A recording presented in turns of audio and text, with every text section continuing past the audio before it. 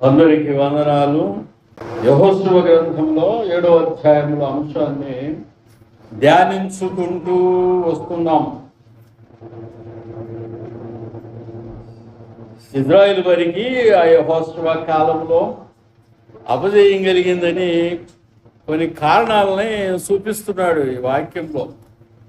ఈ 6 నుంచి 9వ వచనాల్లో కొన్ని కారణాలు చూపిస్తున్నాడు. ఏంటంటే అవిధేయత కనపడింది. విధేయత వలన జయం వస్తుంది, అవిధేయత వలన అపజయం వస్తుంది. అది దేశము, ఇదేమో సంఘం. ఆ దేశానికి ఏది వర్తిస్తుందో సంఘానికి కూడా అదే వర్తిస్తుంది. ప్రభు ఉద్దేశము భూమి మీదకి బయలుపడింది. విధేయులకు దీవెనలు, అవిధేయులకు శాపాలని ద్వితీయోపదేశకాండం 28వ అధ్యాయము బోధిస్తుంది. ఒక్కరికి ఏమి కావాలంటే సుఖాలు కావాలా, ఆశీర్వాదాలు కావాలా. ప్రతి ఒక్కళ్ళకి సుఖంగా తినాలా, సుఖంగా ఉండాలా, మన ఏసీ రూముల్లో ఉండాలా, బయటకు వెళ్తే కారుల్లో వెళ్ళాలా, విమానాల్లో వెళ్ళాలా, అందరూ నన్ను గౌరవంగా చూడాలా, మర్యాదగా చూడాలనే ఉద్దేశం ప్రతి ఒక్కళ్ళకి. చివరికి దరిద్రుడికి కూడా ఉంటుంది. ఏది తిండి లేని దరిద్రుడికి కూడా, అడుగు తినేవాడికి కూడా గౌరవం కావాలా. వాడికి 10 పైసలు వేయాలంటే గౌరవంగా వేయాలా. తిట్టుకుంటూ వేసామనుకో, నీ 10 పైసలు నాకు వద్దో, నీ మొహాన్ని పడిపోతావు. చూడండి, బిచ్చగాడు చూడండి, మీ ఇంటికి వచ్చే మీ గల్లీలో తిరిగి బిచ్చగాడని చూడండి. మీరు గమనించారు లేదో, బిచ్చగాడికి కూడా గౌరవం కావాలా. వాడికి కూడా అభిమానం ఉంటుంది, ఆత్మ యొక్క అభిమానం ఉంటుంది. తిండికి లేని వాడికి కూడా ఆత్మ ఉంటుంది, సొంత అభిమానం ఉంటుంది. నన్ను కూడా 10 మంది గౌరవించాలని. రైతులాడు హల్లెలూయా. అందుకని విధేయులకు ఆశీర్వాదాలు, అవిధేయులకు శాపాలు అని ఈ వాక్యాలు మనకు నేర్పిస్తున్నాయండి. మీరు విధేయులైతే మీకు దీవెనలు వస్తాయి. అవిధేయులుగా మారితే దీవెనలు అనేవి పోగొట్టుకుంటారు. మళ్ళా విధేయులుగా మారచ్చు. ప్రభు సమయం ఇస్తాడు. సమయం. ఇక్కడ ఒక ఆయన ఉన్నాడండి, ఆకాను అనే ఒక ఆయన ఉన్నాడు. ఆకాను పాపము ఇజ్రాయేలులందరికీ వర్తించినది. దావీదు ఒక్కడ చేసిన పాపం అనేది బెత్షెబా దగ్గర, దావీదు చేసిన పాపమును బట్టి 20,000 మంది చనిపోయారు జనం. ఏలీ చేసిన పాపమును బట్టి 30,000 మంది చనిపోయారు. అబ్రహాముకు హాగరు, తొరకపాటులో హజీరా అంటారు. హాగరు వల్ల కలిగిన శిక్ష అబ్రహాముకి. ఇప్పుడు నడుస్తున్న యుద్ధం, ఆ యుద్ధం గురించి ఎందుకండి మీకంటే, అది శిక్షయ్యా. అబ్రహాము చేసిన 2వ భార్యకి గర్భఫలం ఇచ్చాడు కదా. ఆ గర్భఫలం వలన ఇష్మాయేలు పుట్టుట, 12 మంది రాజులు పుట్టుట, 12 మంది రాజుల నుంచి అరబ్బులు వచ్చుట, అరబ్బుల నుంచి ఇప్పటికి 600-800 సంవత్సరాల క్రితము ఈ ముస్లిం ప్రపంచం ఏర్పడ్డాయి. వాళ్ళు క్రైస్తవుల మీద, ఇజ్రాయేల్ మీద వాళ్ళకి వీళ్ళకి వైరం ఏర్పడటం, వారికి వీరికి వైరము, తర్వాత వీరు వారి మీదకి లేవటము, యుద్ధాలు చేసుకోవటం, గందరగోళం గడిపేది. ఇది అబ్రహాము కలిగిన శిక్ష అని చెప్పవచ్చు. మొదటి భార్య శారా, 2వ భార్య హజీరా, హాగరు. 2 భార్యలకు కలిగే పిల్లలు కొట్లాడుకుంటారు. ఆ విషయంలో ప్రపంచంలో ఉన్న వాళ్ళందరూ వాళ్ళకి 2 భార్యల పిల్లలకి తీర్పు చేయాలట, న్యాయం చేయాలట. ఎవడు చెప్తాడు న్యాయం? దేవుడు చేయాలట. Praise the lord. Hallelujah. Hallelujah. ఆదాము పాపము సర్వలోకమునకు వర్తించింది. నా బిడ్డను కొట్టాను, నేను చచ్చినా కొట్టను నీ బిడ్డని, నేను చచ్చిపోతా కానీ నీ బిడ్డ కొరకు నేను కొట్టనమ్మ తల్లి. ప్రజలు నీకు దండవద్దు. పిల్లలంటే అంత ప్రేమ అమ్మో. ప్రజలు నీ పిల్లల్ని నేనేమనను, నీ ఆడపిల్లల్ని ఏమనను, చిన్న పిల్లల్ని ఏమనను, పెద్ద పిల్లల్ని ఏమనను, అందరూ ప్రేమే చేస్తా. దేవుడు ఎలా ప్రేమ చేస్తాడు అలా అన్ని చేస్తా. ప్రజలు హల్లెలూయా. అయితే బెదిరిస్తా, నోటి మాటతో బెదిరిస్తే గర్జిస్తే ఏమన్నా భయం కలిగి ఉంటాడని ఆలోచన. దేవునికి స్తోత్రం. అంతేగాని దేవునికి స్తోత్రం. హల్లెలూయా. అయితే ఈ యొక్క ఆదాము చేసిన పాపము అందరికీ వర్తిస్తుందండి. ఒక క్రైస్తవుడు చేసే సంఘంలో ఒక వ్యక్తి పాపం చేస్తే అందరికీ వస్తుంది, అది వర్తిస్తుంది. ఎలా వర్తిస్తుందో ఏమో. ఎలా అంటారు? మనిషికి 20 ఏళ్ళు ఉన్నాయి. 20 ఏళ్ళు అంటే ఇయర్స్ కాదు, 1 2 3 4 5 కనపడయా? ఇటు 5, కాలుకి 5, ఈ కాలుకి 5, 20 కాల 20 ఏళ్ళు ఉన్నాయి. ఈ 20 ఏళ్లలో ఒక్క ఏళ్ళు కనుక నొప్పి కలిగితే, లేదా కట్ అయినా, రక్తం వచ్చినా, దెబ్బ తగిలినా దేహం అంతటికి వర్తిస్తుంది. Praise the lord. హల్లెలూయా. కాదా? ఏదో సీమ్ పెట్టిందనుకో, నొప్పిగా ఉందనుకో, అవి పని చేయలేడు, ఇక పనికిపోడు, నడవడు, పాపకు అంటుంది, ఇంట్లో పడుకుంటుంది, మందు తీసుకుంటుంది, ప్రాణం మైండ్ చెప్తుంది. ఒక్క ఏళ్ళకి దెబ్బ తగిలితే అన్ని ఏళ్ళకి వస్తుంది. సెప్టిక్ అయిందనుకో, మన పొట్లకాయను బొచ్చు పురుగు దొరికినట్టుగా పొట్లకాయను బొచ్చు పురుగు తొలుస్తూ చూడు పొట్ల చెట్టుని, అలాగా. లేకపోతే సెదలు తినే ఆ చెట్టు ఉంటుంది చూడు, లోపల తొలిసినట్టుగా షుగర్ పేషెంట్ని కాలు లోపల నుంచి కుండైన స్థలం నుంచి లోపలికి కంటికి కాని రాకుండా తొలిసినట్లుగా, తొలుసుట అంటే నాశనం చేయట చేసినట్టుగా ఈ పాపం కూడా ఒకడ పాపం చేస్తే సంఘంలో అందరికీ చుట్టుకుంటుంది. కారణం ఏంటంటే సంఘము ఐక్యమై ఉన్నది, క్రీస్తు శరీరమై ఉన్నది కనుక. దేవునికి స్తోత్రం. హల్లెలూయా.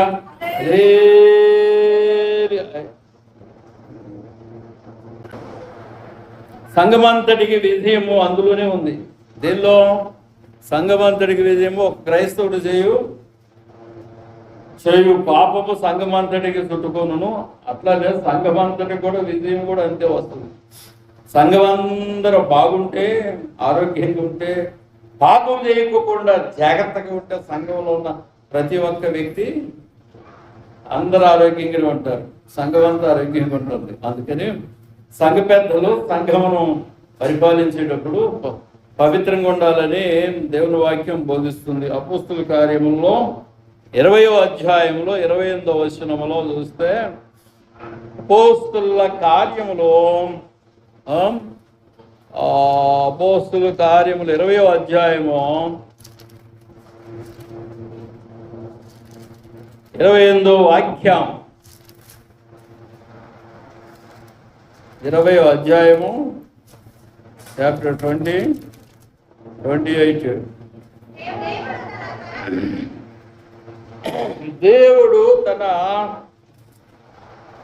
దేవుడు తన స్వరక్తమిచ్చి సంపాదించిన తన సంఘమును కాయుటకు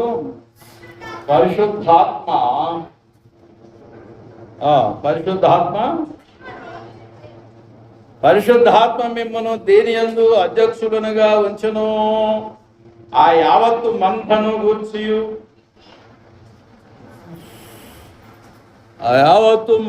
గూర్చి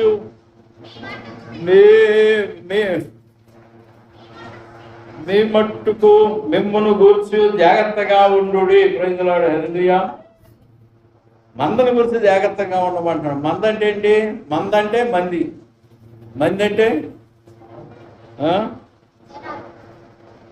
మంది అంటే జనం. మంద అంటే గొర్రెల మంద, మేకల మంద, బర్రెల మంద, ఏనుగుల మంద, లేకపోతే కప్పల మంద, లేకపోతే కోతుల మంద, లేకపోతే ఏం మంద ఇది? మన మంద ఏం మంద? చిన్న మంద, భయపడకుడి. Praise the lord. హల్లెలూయా. అక్కడ రాసిన వచనం అది, చిన్న మంద భయపడకుడు. కొందరు ఏం చేస్తారండి, వేల లక్షల కొద్ది సంఘాలను చూసుకొని వెర్రబెట్టుకుంటారు. చూసుకోండి. ఎవరి వేశ్యా పుత్రిక సింగ్ పాస్టర్ని నిందించిన పుత్రిక అన్నాను అనుకో, ఎటు తిరిగింది అది? వేశ్యాపుత్రిక అంటే ఏంటో చెప్పే కదా. ఒకళ్ళే, ఎవరో ఒక్కళ్ళే. సింగపాత్ర అంత పెద్ద మాట అన్న వ్యక్తి ఎవరు? వేశ్యాపుత్రిక అంటే ఏంటి? వేశ్యలారా, ఆడవాళ్ళు కాదండి అక్కడ రాసింది వాక్యం. ఏడుంది? యాకోబు పత్రికలో ఉంది. ఓ వేశ్యలారా అన్నాడు అక్కడ రాసింది. మిమ్మల్ని కాదు, ఈయన ఇండియన్కి తిడుతున్నాడులే అనుకోండి, మళ్ళీ కొంప తీసి అనుకోండి కదా. అక్కడ వాక్యం భావం చెప్తున్నాను. ఈ లోక స్నేహాన్ని, లోకంతో స్నేహం చేసేవారు వ్యభిచారిణులు అని అక్కడ రాసి ఉందండి. యాకోబులో ఉంటుంది, చదువుకోండి. మీరు చదువుకోండి, నాకు టైం లేదు. దేవునికి స్తోత్రం. లోక అలంకరణాలు, లోక అలంకరణ, లోక సంబంధమైన విధానాలు, పద్ధతులు అన్నీ అది వేశ్యలకు సంబంధించిన అంశం అని యాకోబు సెలవిస్తున్నాడు. Praise the lord. Hallelujah, hallelujah. మందను గురించి జాగ్రత్త. ఎబ్రీ పత్రిక 13వ అధ్యాయం 17వ వాక్యంలో ఒక వచనం ఉంది. నాయకుల గురించి రాసింది, సంఘ పెద్దల గురించి రాసింది. మాకైతే సంఘ పెద్దలు లేరండి ఇప్పుడు ప్రస్తుతం. మంచి వారిని ఎందుకని నియమించదు. దేవునికి స్తోత్రం. 13వ అధ్యాయం 17వ వాక్యంలో ఏమన్నాడంటే, మీ పై నాయకులుగా ఉన్నవారు లెక్క చెప్పవలసిన వారి వలి మీ ఆత్మలను కాయిస్తున్నారు. వారు దుఃఖంతో ఆ పని చేసిన ఎడల మీకు నిష్ప్రయోజనము గనుక దుఃఖంతో కాక ఆనందంతో చేయనట్లు వారి మాట విని వారికి లోబడి ఉండుడి. వారి మాట వినాలట, లోబడి ఉండాలట. ఎవరు మాట వినాలా? నాయకులు, విశ్వాసులు సేవకుని మాట వినాలి. సంఘాలు నడిపించే సేవకుని మాట వినాలి. మీకు ఒకటి కబురు చెప్తాను. ఇవన్నీ సంతకాలు ఎందుకు తీసుకున్నారండి? ఒక ఆమె క్వశ్చన్ వేసింది. ఈరోజు కాదు, ఈరోజు ఎవరు అడగలేదు, నేనే కావాలని చెప్తున్నాను. మధ్యలో 2-3 సిగ్నేచర్లు తీసుకుంటే మీరు లేనప్పుడు, చర్చిలోకి వచ్చినప్పుడు వాళ్ళు అడిగారు. అవును, ఈ మధ్య పోరాటం నడుస్తుంది సుప్రీంకోర్టుకను మన క్రైస్తవులందరికీ పోరాటం నడుస్తుంది. సుప్రీంకోర్టు ఏమో క్రైస్తవులో కలిసిన ఎస్సీలకి క్యాస్ట్ పోగొట్టుకుంటారు, క్యాస్ట్ పోగొట్టుకోవటం వల్ల వాళ్ళకి రిజర్వేషన్ని కోల్పోయే అవకాశాలు ఉన్నాయి, ఇలాగ తీర్పిచ్చారట సుప్రీంకోర్టు. అందుకని మన క్రైస్తవ బోధకులు ఏం చేస్తున్నారంటే, ఒక పెద్దయ్య గారు నాకు 5 పత్రాలు పంపారు, మీ సంఘంలో ఉన్న వాళ్ళ సంతకాలు తీసుకుని పంపు. ఈ రామకృష్ణ కమిషన్ ఏదో ఉంటుందంట కదా, ఆ సంఘానికి సంతకాలని 1,00,000 సంతకాలు సమర్పించి మా యొక్క విన్నపాన్ని నిరసన తెలియజేస్తామని ఈ పత్రాలు పంపాడు. ఆయన పేరు ఓపి రయ్య గారు. రాష్ట్రీయ పరిషత్ ఏదో పార్టీ కూడా ఉంది ఆయనకి, రాష్ట్రీయ మధ్య పరిషత్ అని ఆర్ఎంపి అనేది పార్టీ కూడా ఉంది. ఆయన సేవకుడు కూడా. 400-800 సంఘాలు ఉన్నాయి, సేవకులు ఉన్నారు. వాళ్ళు సబ్మిట్ చేస్తామని అన్నారు. అంటే నిరసన తెలపడానికి వస్తుంది. సిగ్నేచర్స్ గుర్తుంచుకోనండి. దేవునికి స్తోత్రం. ఆ యొక్క అంశం కొరకు నిరసన చెప్పడానికి వాళ్ళు సిగ్నేచర్స్ అడిగారు. ఇస్తున్నాము. నాయకుడు లేని జనులు చెడిపోతారు, అవునా? లెక్క చెప్పాలి. మీ పైన నాయకులు అనేవారు లెక్క చెప్తారు. అందుకని ఏం చేయాలంటే, వారికి లోబడి వారు చెప్పినట్టు వినాలి. ఏమి వినాలి? దేవుని వాక్యం చెప్తారు, ఆ వాక్యం ప్రకారం నడుచుకోవాలి, అంతే సంగతి. వారు ఆనందంతో ఈ సేవ చేయాలంటే ఆనందంతో చేయనట్లు వారి మాట విని వారికి లోబడి ఉండు. ఏంటో చెప్పేనా? ఏంటో చెప్పమంటారా? మనోళ్ళేమో 2 గంటలకి కుదించమన్నారు అందరూ. ఈ సమయాన్ని 3 గంటలలాగా చేస్తాం కదా, గంట కుదించాం. మళ్ళీ దాన్ని ఇట్లా ఏమని ఎత్తారంటే 11 గంటలకు ప్రారంభించమని మా ఇంట్లో పోరాటం బయలుదేరింది. తగ్గించి కిందికి వెళ్ళింది, పైకి తగ్గించి మళ్ళీ ఇటు తగ్గించమంటే ఇవి జనాల మైండ్లు, ఒక మైండ్ కాదు అది, నాది ఒకటే మైండ్ కానీ మీ 100 మైండ్లు, మీ 100 మైండ్లతో నా ఒక్క మైండ్ అంటే సమానం అవుతుంది. కిందకనాలి పైకనాలి, కిందకనాలి పైకనాలి, ఇదే గోలా ఎప్పుడు. ఇంకేం పని లేదా? అంటే తీర్మానాలు అనేవి సంచలంగా ఉంటాయా? స్థిరంగామైనది తీర్మానం అంటే 7-10 మంది కమిటీ మధ్య మాత్రమే మార్చడానికి వీలు పడుతుంది. ఎందుకంటే 10 మంది మధ్య అట్లా మారిస్తే అది స్థిరపడుతుంది. తీర్మానం మినిట్ అంటారు. నా ఒక్కడ తీర్మానం వలన అది నెగ్గదు. ఏది కూడా ఏకపక్ష తీర్మానం అంటారు ఏదన్నా చేయాలంటే. అందుకని ఏం చేయాలంటే నాయకుడి మాట మీరు వినవలను. 2 గంటలకు కుదించని, లేకపోతే 3 గంటలుగా పెట్టని, లేకపోతే 11 గంటలుగా పెట్టని. కానీ మా మనుషులను సంచలనం చేయకూడదు. ఏమండి టైం మార్చారంటగా అని అడిగింది ఒక ఆమె. కుంటుకుంటా అనుకుంటుంది మోకాలు నొప్పి పాప కుంటుకుంటా టైం మార్చారంటగా అయ్యారు అంటుంది. అవరమ్మా మళ్ళీ ఇప్పుడు మారితే నీకేమో మైండ్కి చెల్లించిందా అంటుంది. మళ్ళీ 11 గంటలకు మరి అనదా అక్కుంటామా అంటదా అనదా? మరి వాళ్ళు పిచ్చోళ్ళ, పామర్లు పిచ్చోళ్ళ, తెలుగు వెలిగినోళ్ళు, నాగడు తెలుగు వెలిగినోళ్ళు. కనుక మీరేం చేయాలంటే మీకు సేవ చేసి వాక్యం చెప్పి వాళ్ళ మాట మీరు వినాలి. ఈ ఒక్క మైండ్ మాట మీరు వినాలి. ఇలా ఫాలో కండి అంటే కావాలంతే. అర్థం కదా? ఏమైనా అర్థం లేదు? అర్థమైందా? ప్రజలాడు హల్లెలూయా. నాయకుల మాట వింటే, అందుకే నా మాట రాశాడు. 6 లక్షలు లేక అది పిల్లా జిల్లా అందరికీ 30 లక్షలు వస్తారని చెప్పారు ఒక సేవకుడు. ఇజ్రాయిల్ ఐగుప్తు నుంచి బయలుదేరినోడు. వాళ్ళందరూ మోషేని ఇసుకిస్తున్నారు. నాకు నీళ్ళు కావాలి, మాంసం కావాలి. ఉల్లిపాయలు లేవు, దోసకాయలు లేవు, ఉల్లిగడ్డలు లేవు, కాకరకాయలు లేవు, కేకరకాయలు లేవు అంటున్నారు. ఒక్కొక్కళ్ళు ఒక్కొక్క కొనుగుడు మరమరంగా అన్నట్టు. ఎక్కడ 6 లక్షల జనం మధ్య గునుగుడు. చూసుకుందావా మోషే అన్నాడు. చూద్దాం ప్రభు, నీకు దండం. వీళ్ళకి ఒక నాయకుడిని ఏర్పాటు చేసేపోయా, నన్ను వదిలిపెట్టే, నీకు దండం అన్నాడు. అంటే దేవుడు ఏమంటాడు? సరే నేను చూపిస్తలే, మంచిగా తిండి పెడతాళ్ళకని చెప్పి పూరీళ్ళని తెప్పించాడు, మన్నాన్ని తెప్పించాడు, అన్నీ పెట్టాడు. చివరికి వచ్చేసరికి కక్కుర్తి తెక్కిపోయి మాంసం కడుపు నిండా తిని కడుపార తిని పారమన్నారు. అన్నీ జరిగిన తెల్లారిపాటికే మోషన్స్ అయినాయి. ఆ మోషన్స్ మామూలు మోషన్స్ కావు. మాంసం ఎక్కువ తింటే ఎక్కువ తింటే మోషన్స్ అవుతాయి. మాంసం ఎక్కువ తింటే మన చేపలు ఎక్కువ తింటే మోషన్స్ అవుతాయి. చికెన్ ఎక్కువ తింటే మోషన్స్ అవుతాయి. అరగకపోతే మోషన్స్ అవుతాయి. పాములు వస్తాయి, కరుస్తాయి, చచ్చిపోతాడు. ఆ వాసనకి పాములు వస్తాయి, పాపకరమైన సర్పాలు కరుస్తే చచ్చిపోతారు. ఇది దేవుడు పెట్టిన మోషన్. నేను చూపిస్తే తలాగేందుకు చూసుకుందాం అన్నాడు. ఇదే ఆయన పెట్టిన అక్కడ ఇక్కట్ అన్నాడు. కనుక దేవుడికి స్తోత్రాలు. పాములు వచ్చి కరుస్తా ఉన్నాయి.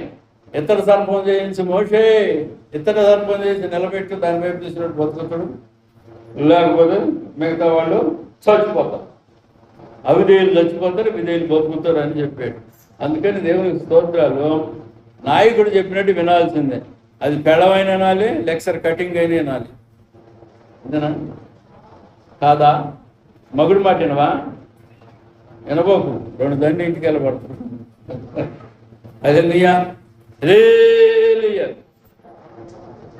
కొందరున్నారులే, నేను వినను, నీ మాట వినను అని ఎదురు తిరిగి వెళ్ళిపోతారు, పారిపోతూ ఉంటారు. ఎప్పుడు అమ్మగారింటికే పోతూ ఉంటారు. ఏం రావు అని భర్త మాట వినరట, మన తల్లిదండ్రుల మాట వినరట. పొక్కరించడం, ఎక్కిరించడం, లేకపోతే ఎదురు మాట్లాడటం అది తప్పు కదా. ఎట్ట దీవెన వస్తుంది? దైవ దీవెన రాదు. దేవునికి స్తోత్రాలు. నాయకుడి మాట వినబలను, ఎట్లా చెప్తే అలా వినాలి అంతే.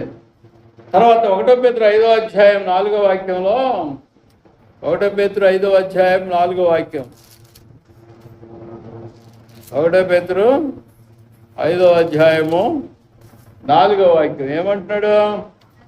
ప్రధాన కాపరి ప్రత్యక్షమైనప్పుడు మీరు వాడభారని మహిమ కిరీటము పొందుదురు.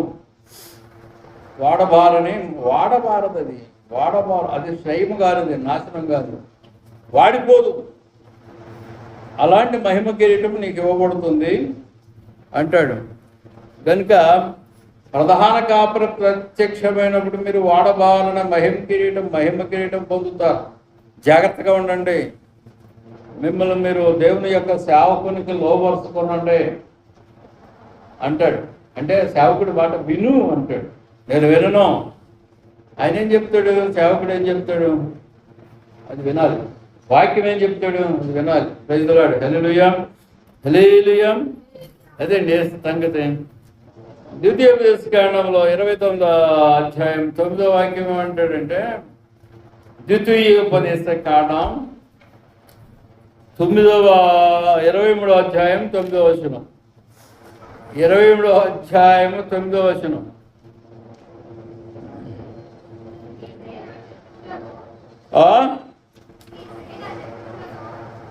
చిన్నగా వినపడుతుంది నాకు.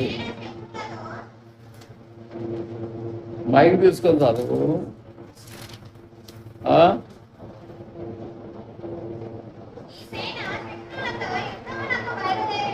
అది మీ సేన శత్రువులతో యుద్ధమునకు బయలుదేరినప్పుడు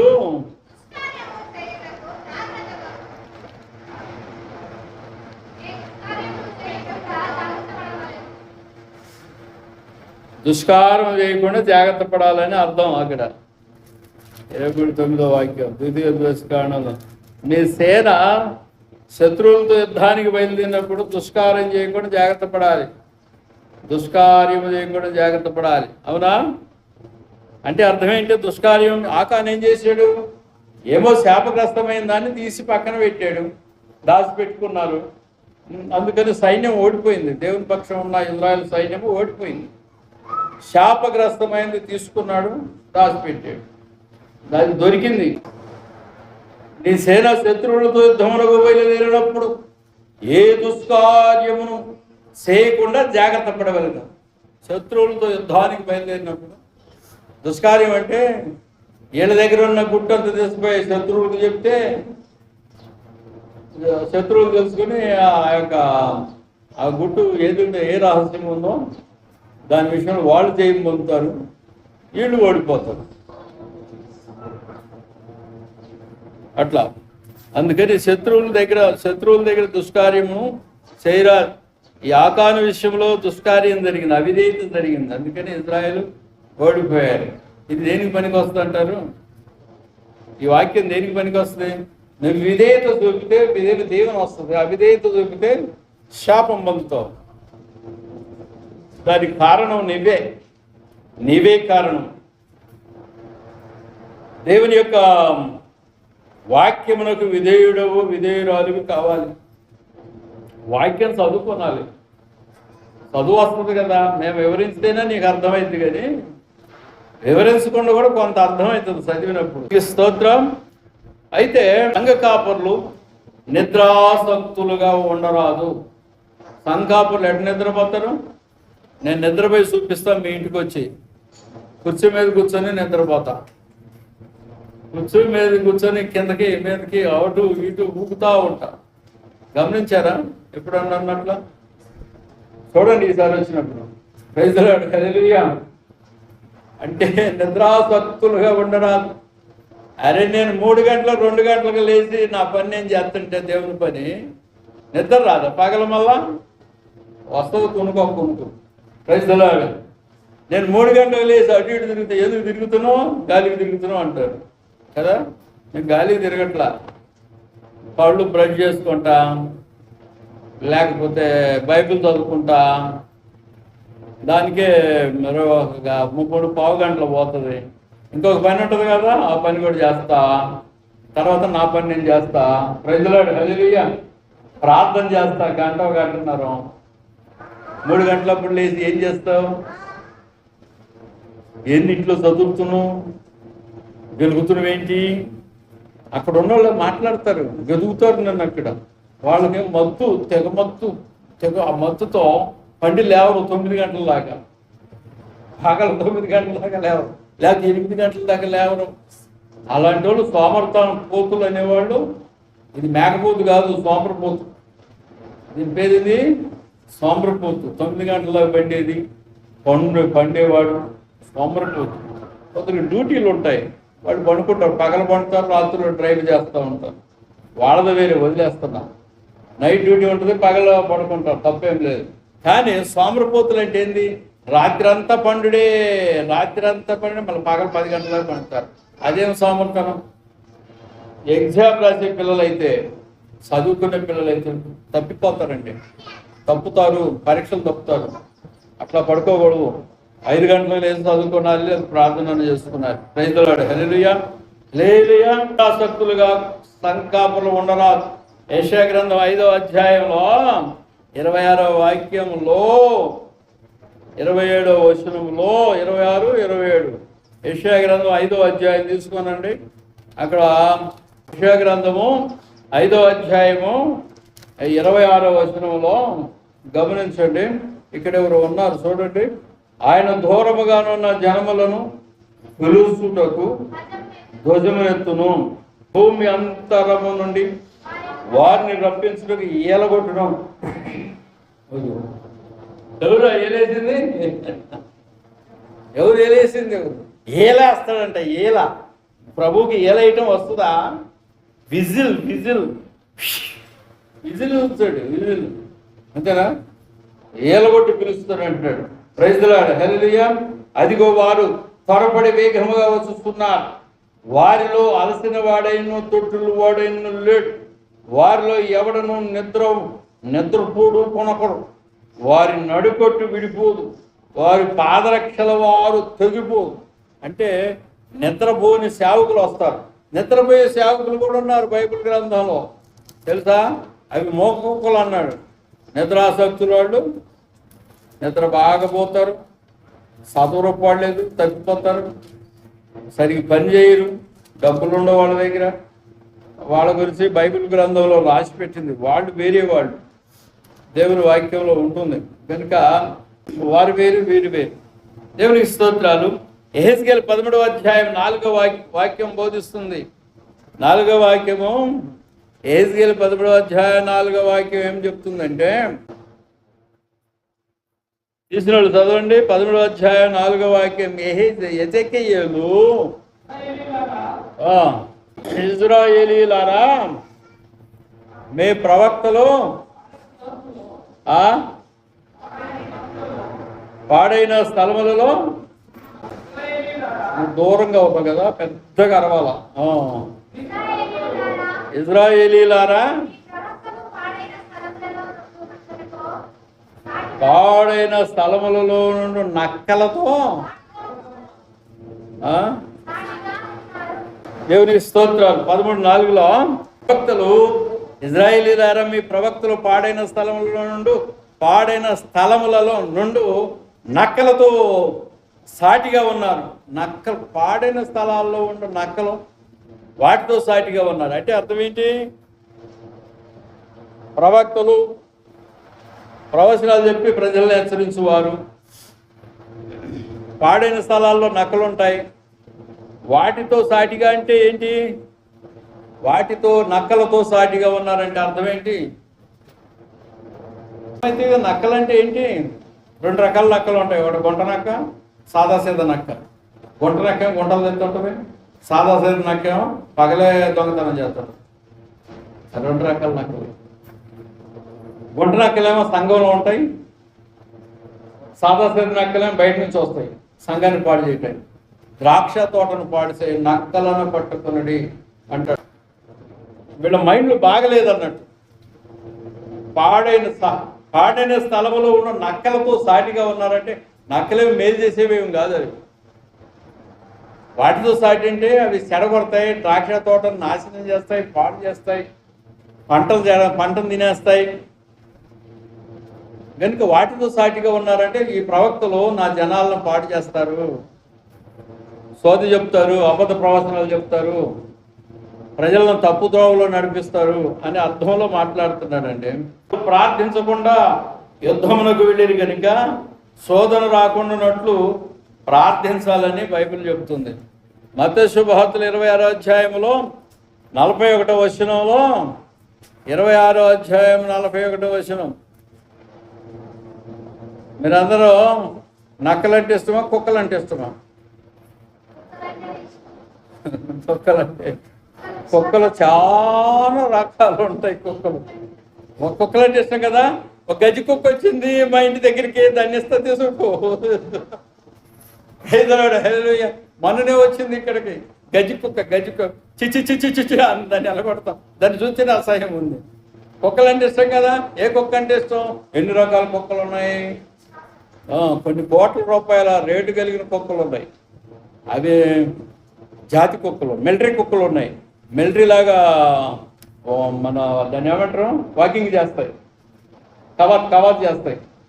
మంచి మంచి కుక్కలు ఉన్నాయి. ఆ కుక్కలు కావాలి. కానీ మన ఇంటికి కాపలా కాసి దొంగలు పట్టించే కుక్కలు కావాలి. కానీ గజి కుక్కలు అవసరం లేదు. దేవునికి స్తోత్రం. నక్కలు గుంట నక్కలు అవసరం లేదు. సంఘాల్లో గుంట నక్కలు ఉంటాయి. మనుషులే.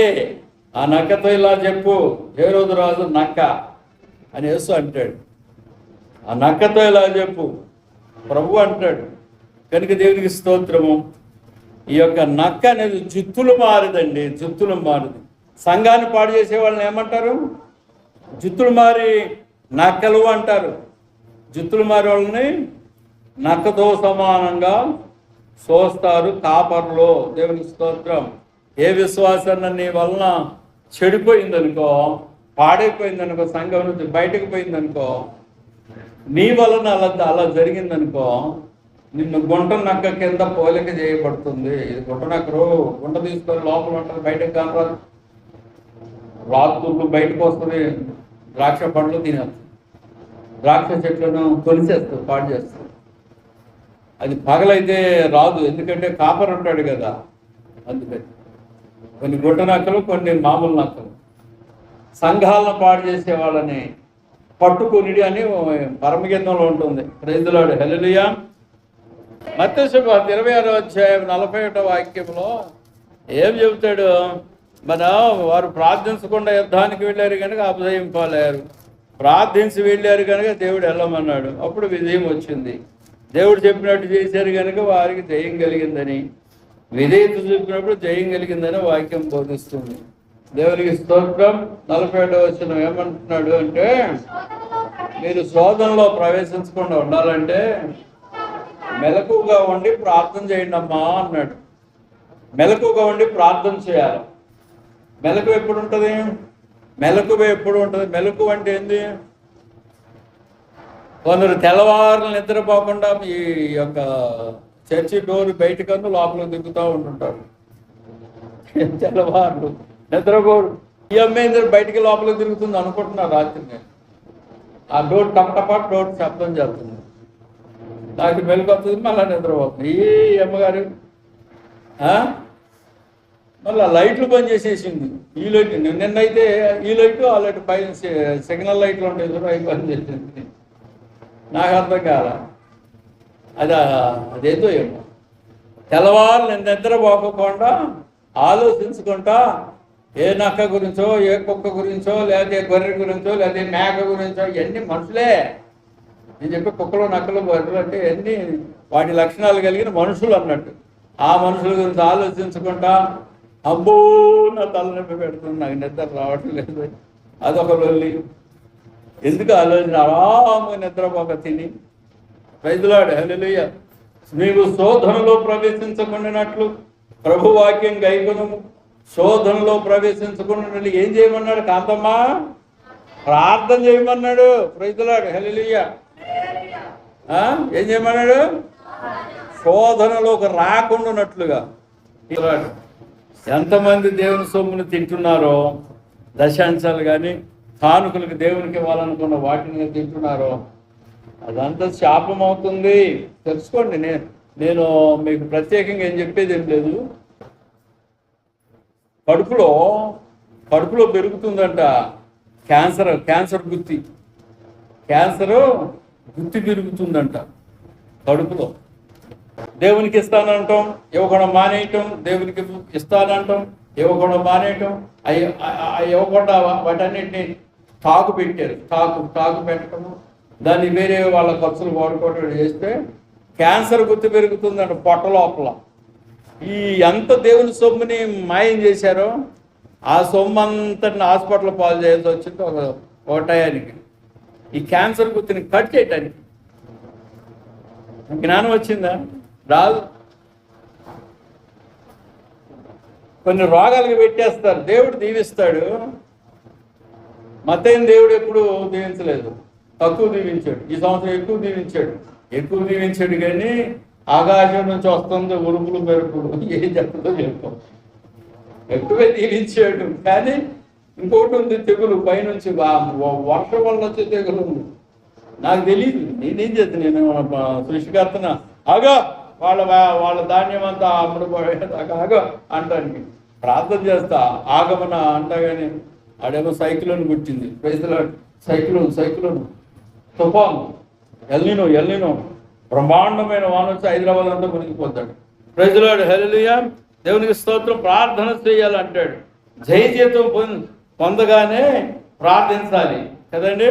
జయజీతం పొందగానే ప్రార్థన నిర్లక్ష్యం చేయకూడదు. తర్వాత దేవుడు సెలవీకి ముందే యుద్ధానికి కనుక బయలుదేరిన ఎడ్ల అపజయం పాలవలసి వస్తుంది. దేవుని మాట ప్రకారం యుద్ధంలోకి వెళ్ళింది కనుక జయం పొందారని దేవుని వాక్యం బోధిస్తుంది. దేవుని మాట ప్రకారం జరగాలి ఏదైనా. ఆయన సెలవీక ముందే వెళ్ళిరు కనుక అపజయం పాలారు.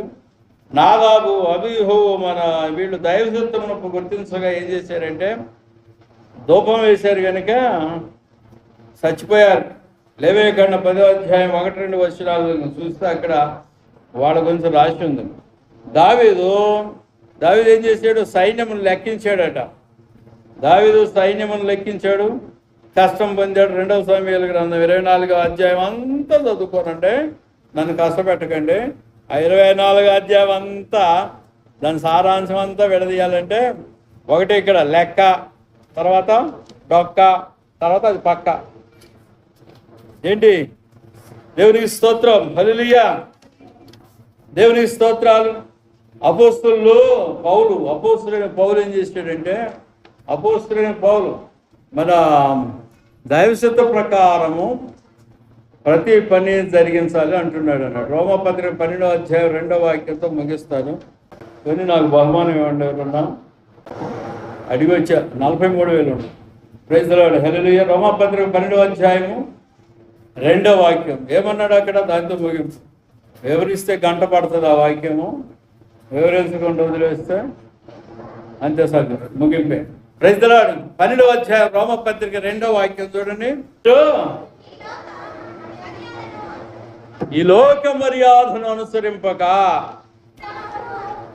ఉత్తమమును అనుకూలమును సంపూర్ణమైన దేవుని చిత్తాన్ని పరీక్షించి తెలిసి కొనున్నట్లు మీ మనసు మారాలి, నూతనం అవ్వాలి. దేవుడి మధ్య నాతో ఏమంటున్నాడని నీకు కొత్త హృదయం ఇస్తానంటున్నాడు. ఏందో ఏమో మొన్న కనపడిందయ్యా. హార్ట్, ఈ హార్ట్ మాంసం కండి కాదు, న్యూ హార్ట్ నీకు ఇస్తానంటున్నాడు. మాట్లాడాడు. ప్రైజ్ ది లార్డ్, హల్లెలూయా. మరి పాత హార్ట్ని తీసేవేస్తామంటే తొలగిస్తానంటున్నాడు. ప్రైజ్ ది లార్డ్, హల్లెలూయా, హల్లెలూయా. నూతన హృదయం కావాలి, నూతన మనసు రావాలి, నూతనత్వం రావాలి, అంత నూతనత్వం రావాలి. దేవుడు మాట్లాడేదాకా అది రాదు. వాళ్ళే మార్చుకుంటారు కొందరు, హృదయం మారిందిలో అనుకుంటారు కానీ సంబరపడతారు కానీ వాళ్ళే. కానీ దేవుడు నేను ఇస్తున్నాను అనేదాకా ఆగరు. బైబిల్లో ఉంది నూతన హృదయం పొందమని, కానీ హృదయాన్ని నూతనంగా మార్చుకోమని ఉంది. కానీ పైనుంచి వాగ్దానం రావాలి, స్వరం రావాలి, కలయో దర్శనమో రావాలి. నీకు నూతన హృదయాన్ని ఇస్తానంటున్నాడు. నాకు మొన్ననే పొందా ఆ vision. Praise the lord, hallelujah, హల్లెలూయా. దేవుని చిత్తం విరిగి కొనసాగమని బైబిల్ బాగు చేస్తుంది. దేవుని చిత్తం అంటే ఏంటి? ఒక మాట చెప్పి ముగిస్తా. దేవుని చిత్తం అంటే ఏంటి? ఏం బ్రదర్? ఎవరిష్టం ప్రకారం వాళ్ళు నడవటమా? ఎవరిష్టం ప్రకారం వాళ్ళు నడవటం, సన్నిధికి వచ్చేటప్పుడు ఆలస్యంగా రావటం, ప్రొబ్బలలో చెవి వేసినప్పుడు పరీక్షించుకోకపోవడం ఎంత దేవుని చిత్తమా. దేవుని చిత్తం ఏంటంటే నీ ఘటాన్ని పవిత్రంగా కాపాడుకోవటం. అర్థం కాల, అది కష్టం. ఘటం అంటే ఏంటి? మీ ఇంట్లో ఉంటుంది కొండ, బిందె, ఇత్తడి బిందె, బంగారం బిందె, వెండి బిందె, రాగి బిందె, ఇనప బిందె, చెక్క బిందె, మట్టి బిందె, బొంగలు ఉంటాయి చూడు, వాటిని ఘటాలు అంటారు. అయితే ఆ ఘటాలకు పోల్చాడు. బంగారపు ఘటము, వెండి ఘటము అంటే ఏంటి? మనుషులే. రాగి ఘటము అది దాని గట్టితనం బట్టి, వాళ్ళ యొక్క విశ్వాసం బట్టి దాని గట్టితనం ఉంటుంది. మట్టి ఘటము అంటే ఒట్టిగానే పగిలిపోతుంది. అంటే పెంకు బొమ్మలు ఉంటాయి ఆ కొండలో, చిన్నగా రాయి తగిలినా పగిలిపోతుంది. మట్టి ఘటం లాగుంటే ఒటిదే. ఘటాలు బంగారపు ఘటాలుగా తయారు కావాలి, బంగారపు పాత్రలుగా తయారు కావాలంటాడు. అంటే ఇక్కడ ఏంటంటే పరిశుద్ధమైన స్థితిలో నీ ఘటమును కాపాడుకొనవలెను. అది దేవుని చిత్తం. ఇది ఎక్కడ ఉంటుందంటే మొదటి దశలోనిక, రెండో దశలోనికలోనూ మొత్తం మీదకి ఆ ప్రాంతాల్లోనే ఉంది ఈ వచనము. దేవుని చిత్తం ఎలా తెలుసుకోవాలంటే, ఎలా తెలుసుకోవాలి? మొదట నువ్వు నీ యొక్క ఘటాన్ని పవిత్రంగా కాపాడు. సూపులో దోషం వస్తుంటుంది, చెవుల్లో వింటుంటాం చెడు మాటలు, నడత, చేతలు ఇవన్నీ అపవిత్రమైపోతుంటాయి. అట్టి పరిస్థితుల నుండి అపవిత్రం కాకుండా శరీరాన్ని పవిత్రంగా కాపాడాలి అని బైబిల్ బోధ చేస్తుంది. దాన్ని దేవుని చిత్తం అంటారు. శరీరమును పవిత్రంగా ఉంచుకుంటుట స్త్రీలు కానీ పురుషులు కానీ. పసిపిల్లలకు తెలియదు, పెద్దవారికి తెలుసు. శరీరమును పవిత్రంగా ఉంచుకోవటం అంటే ఏంటి? నేను పవిత్రంగా ఉంచట్లేదా? రోజు వారిస్తూ 2-3 సార్లు స్నానం చేస్తుంటే కదా. మాటలు సరిగ్గా ఉండాలి, నీ చూపులు సరిగ్గా ఉండాలి, నీ నడకలు సరిగ్గా ఉండాలి, నీ పడకలు సరిగ్గా ఉండాలి. దినదినము నిన్ను నీవు నూతనంగా కాపాడుకోనాలి. అది ఘటాన్ని కాపాడుకోవడం అంటే. ఈ శరీరం నెత్తి పాదం వరకు ఈ ఘటాన్ని పవిత్రపరుచుకుంటూ ఉండాలి ప్రతిదినం. ఒకసారి బాప్తిస్మం పొందిగా పవిత్రం అయిపోతే కదా, ఇంకేం పవిత్రతయా? యేసు రక్తం ఒకేసారి పవిత్రత వచ్చేసింది కదా. అది కాదు అక్కడ చెప్పబడింది. కాపాడుకోనవలెను. కాపాడుకోవటం చేత కాకపోతే పాడైపోతాం. Praise the lord. Hallelujah, hallelujah. ఘటాన్ని కాపాడుకొనవలెను, ఈ దేహాన్ని కాపాడుకొని వెళ్ళను. కాపాడుకోకపోతే పోయినట్టే. లూజ్ ఇస్తే అవుట్. అపవిత్రం చేస్తాడు, దయ్యం వస్తాడు, మీ ఇంట్లో పడకేస్తాడు. వాడి ఇష్టం. దేవునికి స్తోత్రం. హల్లెలూయా. దయ్యంగాడు వచ్చి నిన్ను తీసుకెళ్ళి దొంగ ఊపిలు ముంచేస్తాడు. అది సాతాను అపవిత్రం చేస్తాడు. దేవునికి స్తోత్రం. హల్లెలూయా, హల్లెలూయా. సంపూర్ణ యాగముగా నీ శరీరం పవిత్రమైన స్థితిలోకి సజీవ యాగముగా. 1వ వచనం ఇంకా బాగుంటుంది. 12వ అధ్యాయంలో 1వ వచనము రోమాలో ఇంకా బాగుంటుంది. ఈ వచనాలన్నీ మన హిందువుల్లో కవులు రాసిన గ్రంథాలు ఉంటాయి చూడు, వాటికంటే పవిత్రమైన మాటలు ఇవి. వాళ్ళు చెప్తారు, అది నీ శరీరాన్ని పరిశుద్ధమైన స్థితిలో ఉంచాలయా అంటాడు. వాటిలో చెప్పాడు, ఆత్మశుద్ధి లేని ఆచారమరియేలా, బండ శుద్ధి లేని పాకమేలా. ఏమయ్యా మాట అంటే ఇదే ఘటం. Praise the lord. భాండ శుద్ధి లేని పాకమేలా. ఇంకొక మాట అంటాడు, వాళ్ళ దేవత పాట పాడాడు, చిత్తశుద్ధి లేని సేవోజలేలా వినరువేమ నతానేలా. హల్లెలూయా. చదువుకున్న వాళ్ళందరికీ ఆ పద్యం వస్తుంది, వేమల పద్యం. అంటే పవిత్రత లేని పూజలు ఎందుకమ్మా అంటాడు. పవిత్రత లేకుండా ఎన్ని పూజలు చేసిన వాటిదే వ్యర్థం. అందుకని దేవుడు యెహోవాకి ఆరాధన చెల్లాలంటే మన శరీరము పవిత్రంగా కాపాడబడాలి. అంతేనామా? కాపాడుకుంటావా? దేవుని స్తోత్రం. మోకాళ్ళ మీద ప్రార్థన చేసుకుందాం.